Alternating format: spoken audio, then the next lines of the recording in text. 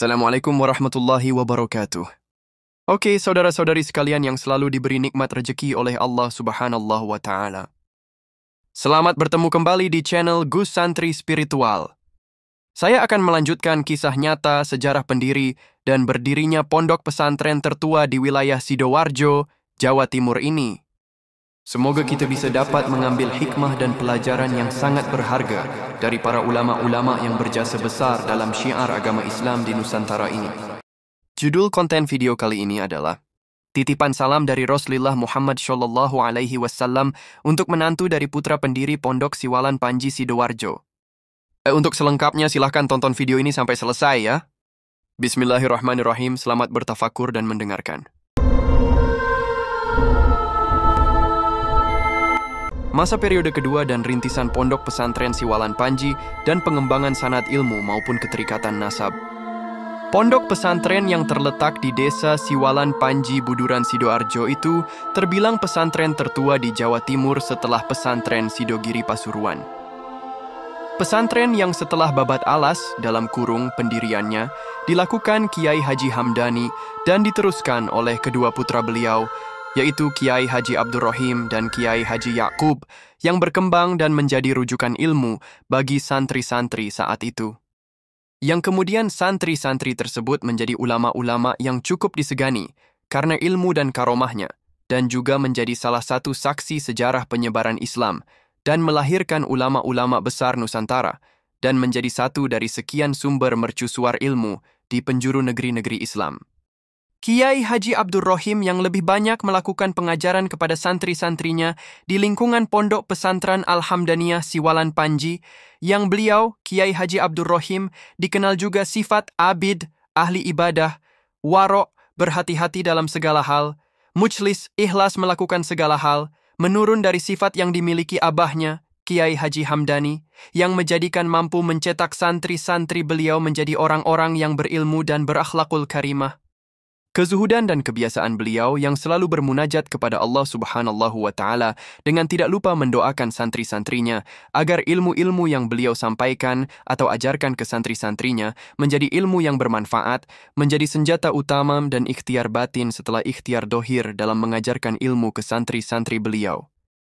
Kiai Haji Yakub yang sama dengan sang kakak, Kiai Haji Abdurrahim, yang juga seorang alim, abid, juga menurunkan sifat sang abinya, Kiai Haji Hamdani, yang juga menjadi seorang saudagar atau pengusaha.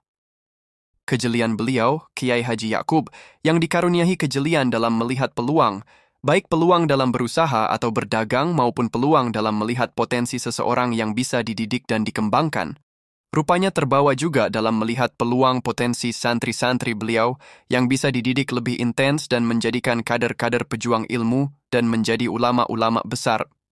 Beliau yang dikisahkan juga sering berangkat haji di tengah kesulitan ekonomi sebagian besar masyarakat di bawah penjajahan Belanda waktu itu. Namun dengan kekayaan dan pengaruhnya bisa melaksanakan haji dan banyak bertemu dengan ulama-ulama Makkah yang mengajar di sana. Termasuk salah satunya dengan Syekh Nawawi Al-Bantani, yang kemudian menjadi besan beliau dengan menikahkan putra Kiai Yakub yang bernama Abdul Muhith dengan putri Syekh Nawawi Al-Bantani dari istri kedua beliau, yaitu Nyai Hamdana. Pondok pesantren Siwalan Panji yang saat itu lebih dikenal dengan merujuk pada lokasi di mana pondok pesantren tersebut berada. Dalam kurung sebagian ada yang menyebut Pondok Panji, dan saat ini bernama Pondok Pesantren Al-Hamdaniyah.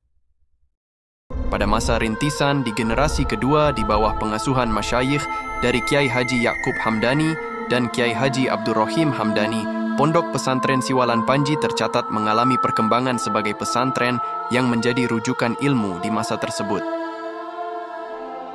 Pada masa rintisan di generasi kedua di bawah pengasuhan masyayikh dari Kiai Haji Yakub Hamdani dan Kiai Haji Abdurrahim Hamdani, tercatat ada santri-santri beliau yang mempunyai potensi kecerdasan, potensi keilmuan, dan potensi menjadi ulama besar bagi syiar Islam, lahir dari keistiqomahan beliau berdua, yaitu Kiai Haji Abdurrahim dan Kiai Haji Yakub, yang bahkan kemudian agar sanad keilmuan dan sanad nasab bisa berlanjut, beliau menikahkan putri-putrinya ke santri tersebut.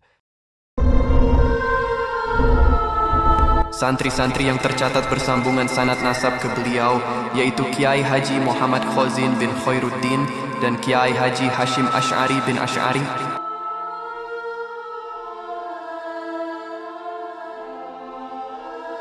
Yang kemudian mereka menjadi ulama besar dan melahirkan banyak kader-kader terbaik yang kini menjadi ulama-ulama yang alim dan masyhur. Bahkan Kiai Haji Hashim Asy'ari merupakan salah satu pendiri, muassis Nahdlatul Ulama. Berikut beberapa uraian beliau. Kiai Haji Muhammad Khazin yang merupakan putra dari Khairuddin bin Ghazali bin Raden Mustafa alias Mbah Jarot, desa Ngepo Sidoarjo. Dalam satu riwayat beliau dilahirkan pada tahun 1847 Masehi atau tahun 1259 Hijriah di sebuah desa kecil yang terletak di Getok Mojosari, Mojokerto. Beliau tumbuh dalam asuhan ayahandanya Kiai Haji Khairuddin. Menginjak umur 20 tahunan, beliau memulai perjalanan menuntut ilmu di sebuah pesantren di Siwalan Panji, Buduran, Sidoarjo. Kecerdasan dan akhlak yang unggul dari santri-santri lainnya membuat Kiai Haji Yakub melihat potensi beliau untuk dididik lebih dari santri-santri lainnya, hingga beliau, Kiai Haji Muhammad Khozin, yang saat itu sudah mondok selama 4 tahunan di Panji, diambil menantu oleh Kiai Haji Yakub dengan dinikahkan putrinya yang merupakan anak nomor 3, merupakan putri pertama. Setelah menikahkan dengan putrinya tersebut, Kiai Haji Yakub memerintahkan sang menantu, Kiai Haji Muhammad Khozin, untuk melanjutkan menuntut ilmu di Makkatul Mukarramah, didampingi sang istri yang merupakan putri Kiai Haji Yakub tersebut. Beliau belajar di sana sekitar 6 tahun lamanya dengan didampingi istri tercinta beliau, Nyai Fatimah binti Kiai Haji Raden Yakub bin Hamdani. Hasil pertalian kasih beliau dengan Nyai Fatimah sang istri tercinta, Allah Subhanahu wa Ta'ala menganugerahi 3 orang anak yang lucu dan berparas rupawan. Namun Allah tidak lama memberikan kebahagiaan kepada Kiai Khozin karena kedua anak beliau meninggal dunia lebih dulu dan kelahiran putra ketiganya, putra yang dilahirkan di kota Makkah dengan paras yang tampan rupawan, yang kelak akan menjadi orang yang berbudi pekerti luhur bernama Muhammad Abbas. Sang putra tercinta Muhammad Abbas kembali mengisi kebahagiaan mereka, namun itu juga tidak berselang lama dengan meninggalnya istri tercinta. Beliau Nyai Fatimah binti Yakub di Makkah. Dalam satu riwayat, Nyai Fatimah binti Kiai Haji Yakub, istri Kiai Haji Khozin tersebut, meninggal di Makkah dan dimakamkan di sana. Demikian disampaikan salah satu zuriyah beliau, Muhammad Mahbub bin Abdul Khaliq. Beliau, Kiai Haji Muhammad Khozin, kemudian kembali ke tanah air, dan dengan wafatnya istri beliau di Makkah tersebut, beliau kembali ke tanah air hanya dengan putra terkasihnya. Menurut cerita Kiai Haji Abdul Bari yang merupakan zuriyah beliau. Setelah Kiai Haji Muhammad Khozin balik ke Siwalan Panji, beliau merasa kepingin mandiri dengan istikharahnya. Beliau membangun rumah di Buduran yang letaknya tidak jauh dari Siwalan Panji. Ternyata keinginan tersebut tidak mendapatkan restu dari kedua masyayikh pesantren Siwalan Panji tersebut. Bahkan ceritanya Kiai Yakub pernah menyampaikan ke Kiai Khozin, "Khozin, kalau kamu meninggalkan Panji, nanti pondok Panji bisa kembali menjadi hutan belantara lagi." Demikian disampaikan agar Kiai Khozin tetap menetap di Siwalan Panji dan melanjutkan ikut mengasuh di sana. Yang kemudian Kiai Khozin melanjutkan estafet kepemimpinan pengasuhan pondok pesantren Al-Hamdaniyah pada periode ketiga, setelah generasi kedua oleh Kiai Haji Abdurrahim dan Kiai Haji Yakub. Kembali ikatan nasab dijalin oleh keluarga Panji dengan menikahkan saudara sepupu Nyai Fatimah, yang juga merupakan putri Kiai Haji Abdurrahim Hamdani yang bernama Nyai Maimunah. Nyai Maimunah yang saat itu telah menjanda dengan ditinggal wafat suami pertamanya dan telah mempunyai seorang putri dari pernikahan pertamanya, menikah dengan seorang duda yang bernama Kiai Khozin, yang juga ditinggal istrinya dengan membawa seorang putra dari pernikahan pertamanya. Dari pernikahan kedua ini beliau dengan Nyai Maimunah ini, pernikahan Kiai Khozin dikaruniahi 7 orang anak yang kelak juga menjadi pewaris estafet perjuangan syiar Islam. Keilmuan dan akhlak Kiai Haji Muhammad Khozin yang mumpuni mampu menjadi daya tarik bagi masyarakat untuk bisa mondok dan menjadi santri di pondok pesantren Al-Hamdaniyah dan menjadi rujukan bagi beberapa ulama pada masanya. Dalam satu kisah disampaikan oleh zuriyah beliau, Jamaluddin Alawi bin Kiai Haji Misbah Sadat, tentang karomah dan akhlak Kiai Haji Muhammad Khozin dalam kisah titip salam baginda Rasulullah sallallahu alaihi wasallam dan Imam Syafi'i kepada Mbah Yai Khozin melalui Syekhona Khalil dan perintah memulai khataman tafsir Jalalain. Yang meriwayatkan dari pamannya, Ami Kiai Haji Abdul Bari, dari paman beliau, Mbah Kiai Haji Mujib bin Abbas bin Khozin. Disampaikan bahwasannya Syekhona Khalil dan Mbah Yai Khozin adalah sahabat saat menimba ilmu di Makkah. Beliau berdua sudah akrab di Makkah, bahkan bisa jadi saat di pesantren Panji sudah saling kenal, karena beliau berdua sama-sama santri Panji, cuman lebih dulu Syekhona Khalil, karena lebih sepuh Syekhona. Mbah Khozin diambil mantu gurunya, yaitu Syekh Yaqub bin Hamdani, seorang kiai yang alim dan kaya raya. Lalu setelah dinikahkan dengan putrinya, Mbah Khozin diberangkatkan ke Makkah bersama istrinya untuk menimba ilmu pada ulama Haromain. Sampai beliau dikarunia 3 orang anak di sana, dari ketiga putra-putri beliau yang kelahiran di Makkah tersebut, hanya satu yang bisa tumbuh besar yaitu Abbas, sedangkan 2 anak beliau wafat di sana saat masih kecil. Suatu ketika saat Syekhona Khalil di Makkah, beliau melihat ada khataman tafsir Jalalain di Masjidil Haram saat Ramadan.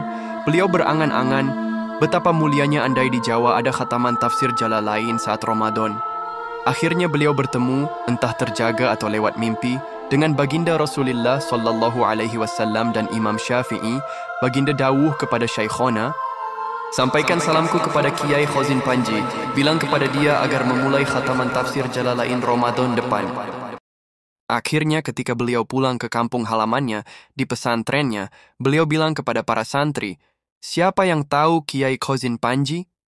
Ada salah seorang santri yang kenal, beliau pun bilang, "Tolong kamu sowan kepada beliau, sampaikan salam dari Rasulullah, dan Rasulullah mengutus beliau untuk memulai khataman tafsir Jalalain Ramadan depan." Setelah Mbah Khozin diberitakan hal itu, beliau hendak sowan ke Syekhona Khalil, beliau ingin tabarrukan ikut ngaji. Tapi tiba-tiba Syekhona menutup pondok dan bilang, bahwa tidak ada ngaji, pesantren libur dan tidak terima tamu. Beberapa kali Mbah Khozin mencoba sowan lagi, tapi tetap Syekhona seperti itu. Mungkin Syekhona merasa tidak enak karena yang dapat salam dan perintah itu Mbah Khozin, sedangkan Mbah Khozin ingin bertabaruk kepada Syekhona karena beliau yang bertemu baginda dan Imam Syafi'i. Walhasil akhirnya Mbah Khozin pulang. Banyak pelajaran yang dapat diambil dari kisah di atas diantaranya. 1. Para ulama kita selalu terkoneksi dengan baginda Rasulullah. 2. Saling support antar ulama walau bukan keluarga sendiri, tapi support karena warisan ilmu dan sanadnya. 3. Ketawaduan beliau berdua. Mbah Khozin ingin ngalap berkah dan Syekhona merasa tidak pantas.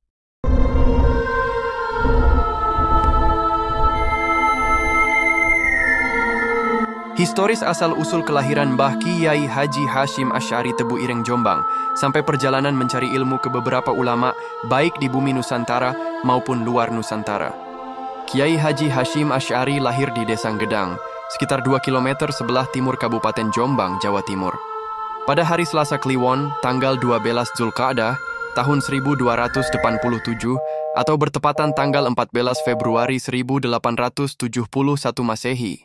Nama lengkapnya adalah Muhammad Hashim, sedangkan ayahnya bernama Asy'ari dan ibunya bernama Halimah.